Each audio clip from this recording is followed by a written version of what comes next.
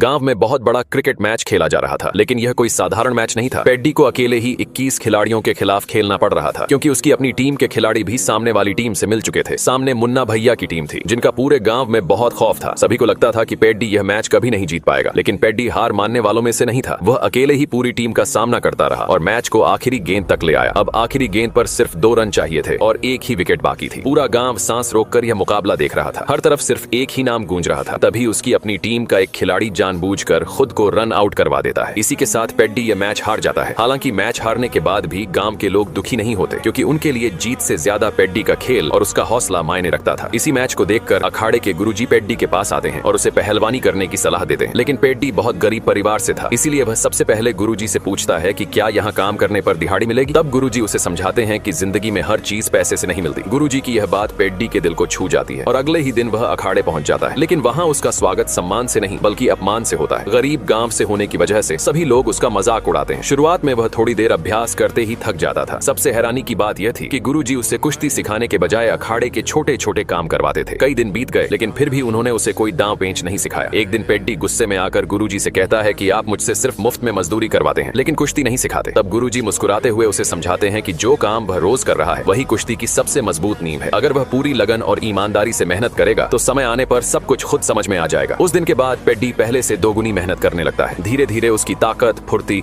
और आत्मविश्वास इतना बढ़ जाता है कि अखाड़े के बड़े बड़े पहलवान भी उससे डरने लगते हैं। कुछ समय बाद पेड्डी पहली बार बड़े अखाड़े में उतरता है। वहाँ दूसरे गांव के लोग उसका और उसके गुरुजी का अपमान करते हैं। यह देखकर पेड्डी का खून खौल उठता है। वह सबके सामने चुनौती देता है कि वह एक साथ 2 सबसे ताकतवर पहलवानों से कुश्ती लड़ेगा। उसकी बात सुनकर पूरा अखाड़ा हंसने लगता है। किसी को भी विश्वास नहीं था कि एक लड़का 2 पहलवानों का सामना कर पाएगा। लेकिन जैसे ही मुकाबला शुरू होता है, पेड्डी अपनी ताकत और शानदार दांव पेंच से कुछ ही मिनटों में दोनों पहलवानों को चित कर देता है। उसकी इस जीत से पूरा अखाड़ा हैरान रह जाता है। इसी जीत के साथ वह स्टेट लेवल प्रतियोगिता के लिए चयनित हो जाता है। स्टेट लेवल में भी पेड्डी लगातार एक के बाद एक मुकाबले जीतता जाता है और आखिरकार सेमीफाइनल तक पहुंच जाता है। लेकिन सेमीफाइनल का मुकाबला उसके लिए सबसे कठिन साबित होता है। सामने वाला पहलवान बहुत चालाक था। वह बार बार सिर्फ पेड्डी के पैरों पर हमला करता है। कुछ ही देर में पेड्डी का पैर बुरी तरह घायल हो जाता है। दर्द इतना ज्यादा था कि खड़ा रहना भी मुश्किल हो गया था। लेकिन पेड्डी हार मानने वालों में से नहीं था। वह दर्द सहते हुए आखिर तक लड़ता रहा और सेमीफाइनल भी जीत गया। लेकिन जीत के तुरंत बाद वह चक्कर खाकर जमीन पर गिर पड़ा। उसे तुरंत अस्पताल ले जाया गया। जब उसे होश आया तो उसने सबसे पहले डॉक्टर से कहा कि उसे फाइनल खेलने जाना है। डॉक्टर ने उसकी हालत देखकर साफ मना कर दिया, लेकिन पेड्डी अपनी जिद पर अड़ा रहा। तब उसके गुरुजी ने भारी मन से बताया कि फाइनल मुकाबले को 5 दिन बीत चुके हैं और वह पिछले 5 दिनों से बेहोश पड़ा था। ये सुनते ही पेड्डी पूरी तरह टूट गया। उसका सबसे बड़ा सपना उसकी आंखों के सामने ही अधूरा रह गया। उस चोट के बाद